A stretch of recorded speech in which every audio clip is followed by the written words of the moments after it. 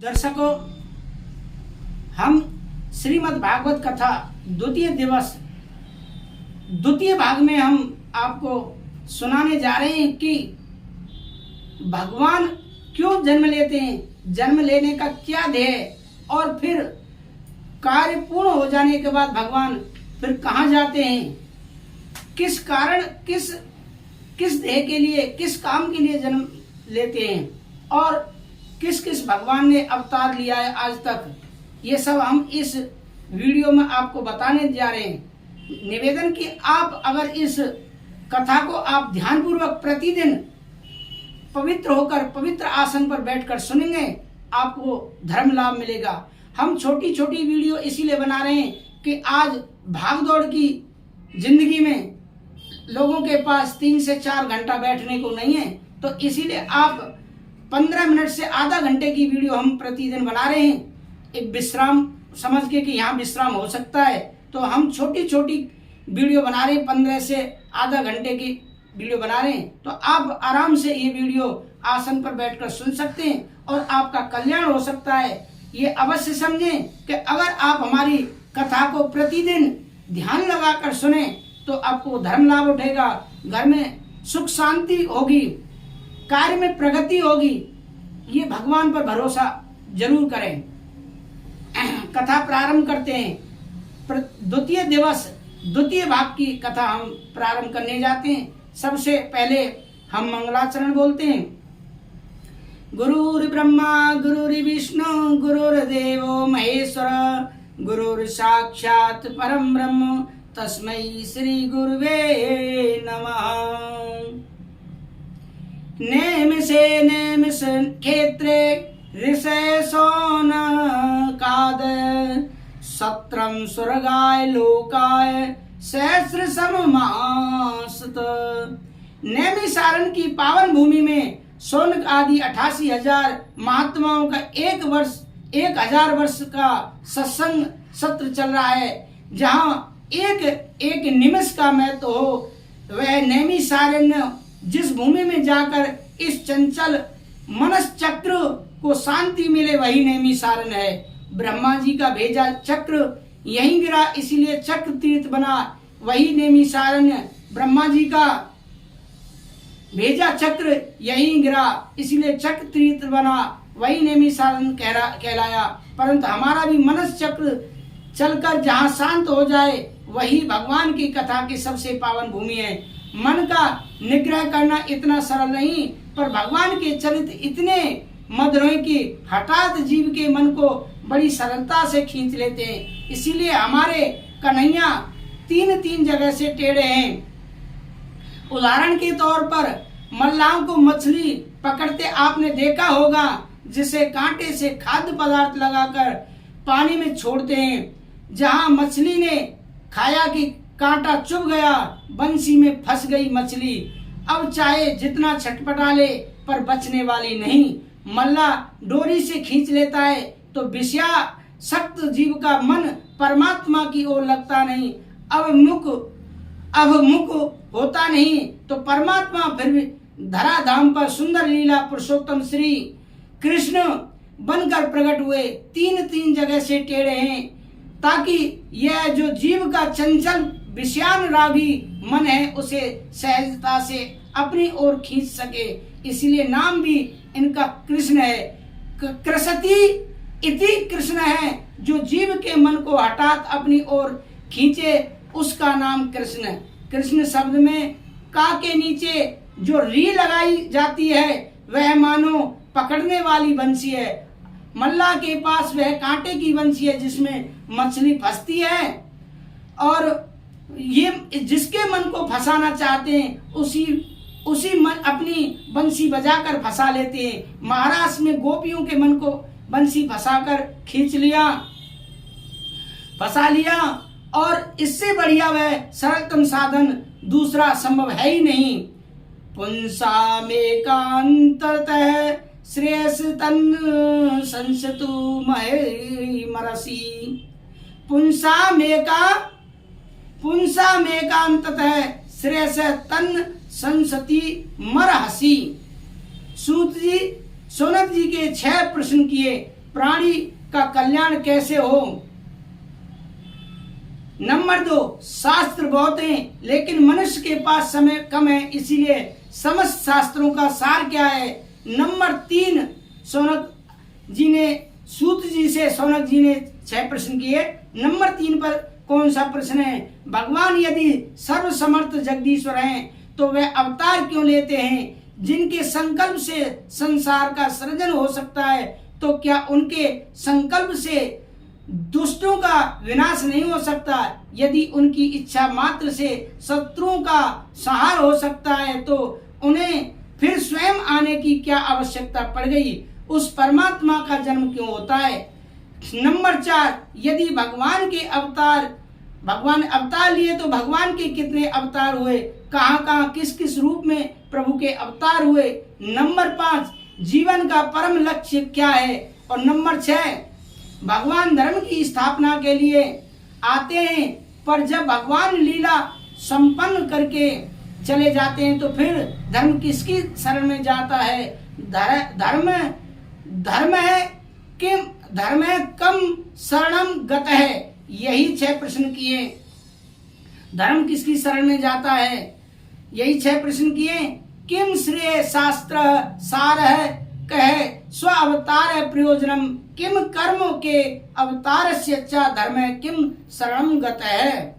इन 6 प्रश्नों को सुनकर सूत जी महाराज प्रश्न हो गए और बोले, महात्माओं पहले हम अपने गुरुदेव भगवान का ध्यान कर लें, अब आपके इन प्रश्नों का उत्तर देंगे। सूत जी ने अपने गुरुदेव जी से सुखदेव जी महाराज का मंगलाचरण किया।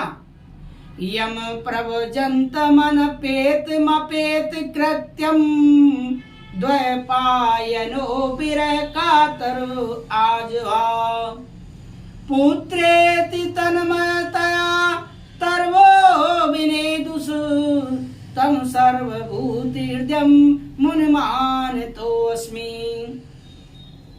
यह स्वान भाव मकिल सत सारमेक मध्यात्म दीपमतीत तीरस्ताम तमोनधम संसारिणाम करण याय पुराण वयम तम व्यास सुनमुब याम कुरु मुनीनाम। शौनक जी, यह श्रीमद् भागवत महापुराण आत्मस्वरूप का अनुभव कराने वाला है और समस्त वेदों का सार है। अज्ञान अंधकार में पड़े हुए इस संसार सागर से पार पाने के इच्छुक प्राणियों पर करुणा कृपा करके श्री सुखदेव जी ने यह अध्यात्म दीप प्रज्वलित किया। ऐसे व्यास जी के पुत्र प्राणियों के गुरु श्री सुखदेव जी को मैं प्रणाम करता हूँ, उनकी शरण ग्रहण करता हूँ। इन 2 श्लोकों में सुखदेव जी का ध्यान किया।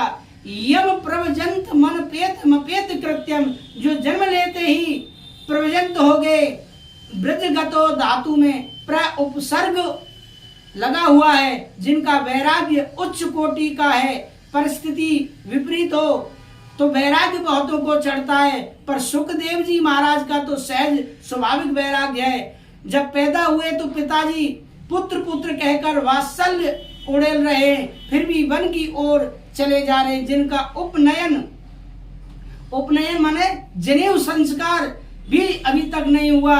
परमात्मा जिन्हें दर्शन देने आशीर्वाद देने माँ के गर्भ में ही जब पहुंच गए कि बेटा तुझे मेरी माया नहीं सताएगी, प्रभावित नहीं करेगी, तू निश्चित होकर आजा, तभी माँ के गर्भ से बाहर निकले। अन्यथा जीव को माँ के गर्भ में ज्ञान तो सब रहता है कि हम कौन हैं क्या है, पर जहाँ माँ के गर्भ से बाहर आया कि माया लपेट लेती है और सारा ज्ञान भूल जाता है। भूमि परत भा डावर पानी जिम जी वही माया लपटानी। भूमि परत भा डावर पानी जिम जी वही माया लपटानी। जैसे निर्मल जल की धारा धरती का स्पर्श करते ही मलिन हो जाती है। आपने देखा होगा बरसात में जब जो बूंद गिरती है इतनी निर्मल होती है और जैसे ही वो जमीन पर गिर जाती है तो वो मलिन हो जाती है। ऐसे ही जीव अंदर होता है, बड़ा पवित्र होता है, लेकिन आते ही वो माया उसको लपेट लेती है, मलिन हो जाता है। अहम ममेश सदग्राह करोति कुमति मतिम। इसीलिए सुखदेव जी माँ के गर्भ से बाहर ही नहीं निकले जब तक प्रभु ने आशीर्वाद नहीं दिया। माया को सब कोई भजे, माधव भजे न कोई। जो कदापि माधव भजे तो माया चेरी हो। जो माधव का दास बन गया, भगवान का दास बन गया, माया उसकी दासी बन जाती है और माया उसका कुछ नहीं बिगाड़ सकती। माया में जो नाच रहा है वह जीवात्मा और माया के बीच रहकर भी जो निर्लिप्त हो जाए वह महात्मा, और माया को जो भी अपने इशारे पर नचावे वह परमात्मा। तो सुखदेव जी विशुद्ध महात्मा हैं। विरह से कातर श्री कृष्ण द्वैपायन व्यास जी महाराज पुत्र पुत्र पुकारते जा रहे हैं। जब जोर जोर से कहते हैं बेटा, तो जंगल के वृक्षों से भी प्रतिध्वनि निकलती है, बेटा बेटा। ऐसा लग रहा है कि जैसे व्यास जी के विरह को देखकर जंगल के वृक्ष भी विरही हो गए और व्यास जी के स्वर में अपना स्वर मिलाकर वृक्षों ने भी बेटा बेटा पुकारना प्रारंभ कर दिया है। ऐसे सर्वभूत हृदय सम्राट श्री सुखदेव जी के पाद पद्मों में हम बारंबार प्रणाम करते हैं। जिन सुखदेव जी महाराज ने समस्त श्रुतियों का मंथन करके एक सार रूप निकाल लिया, समस्त श्रुतियों का मंथन करके अध्यात्म का एक दीप प्रज्वलित किया। जो साधक अज्ञान के अंधकार में भटकते हुए रास्ता ढूंढ रहे थे पर दिखाई नहीं पड़ रहा था, उन्हें मार्ग दिखाने के लिए श्री सुखदेव जी ने यह भागवत का सुंदर दीपक प्रज्वलित कर दिया है। अंधकार में भटके हुए जीवों पर करुणा करके ही संसारियों पर अनुग्रह करने के लिए उन्होंने यह दीपक जलाया। ऐसे व्यास पुत्र श्री सुखदेव जी के पाद पद्मों में हम बारंबार प्रणाम करते हैं। भगवान नर नारायण तथा भगवती सरस्वती एवं व्यास जी का स्मरण करके ही व्यास जी के शास्त्रों का वर्णन करना चाहिए। श्रीमद् भागवत कथा का द्वितीय भाग आज यहीं पर समाप्त करते हैं। हम गुरु और शिष्य का यहाँ थोड़ा सा भजन गाते हैं और उसके बाद आज की कथा समाप्त करते हैं। थोड़ा सा गुरु और शिष्य का भजन है। नन्हा सा फूल हूँ मैं, चरणों की धूल हूँ मैं, नन्हा सा फूल हूँ मैं, चरणों की धूल हूँ मैं, नन्हा सा फूल हूँ मैं, चरणों की धूल हूँ मैं, आया हूँ मैं तेरे द्वार, गुरु जी मेरी पूजा करो स्वीकार, गुरु जी मेरी पूजा करो स्वीकार, गुरु जी मेरी पूजा करो स्वीकार। सुन लो हमारी अर्जी, सुन लो हमारी मर्जी, सुन लो हमारी अर्जी, मुझको कुछ ज्ञान दो, मुझको कुछ ज्ञान दो। नन्हा सा फूल हूँ मैं, नन्हा सा फूल हूँ मैं, चरणों की धूल हूँ मैं, चरणों की धूल में हूँ, आया हूँ मैं तेरे द्वार, आया हूँ मैं तेरे द्वार, गुरु जी मेरी पूजा करो स्वीकार, गुरु जी मेरी पूजा करो स्वीकार। जीवन को जीना सीखूं, जीवन को जीना सीखूं, ऐसा वरदान दो, ऐसा वरदान दो। सूरज सी शान पाऊं, सूरज सी शान पाऊं, चंदा सा मान पाऊं, चंदा सा मान पाऊं, इतना सा दे उपहार, इतना सा दे उपहार, गुरु जी मेरी पूजा करो स्वीकार, गुरु जी मेरी पूजा करो स्वीकार।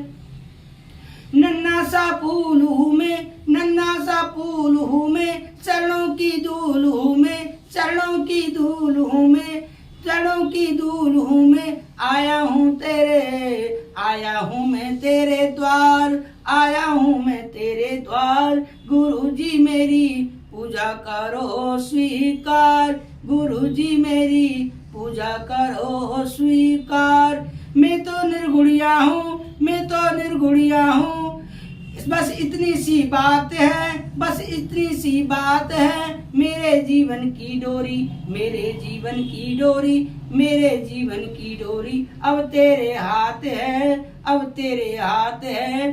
थोड़ा सा गुड़ मिल जाए, थोड़ा सा गुड़ मिल जाए, निर्धन को धन मिल जाए, निर्धन को धन मिल जाए, निर्धन को धन मिल जाए। मान तुम्हारा उपकार गुरुजी, गुरुजी मान तुम्हारा उपकार गुरुजी।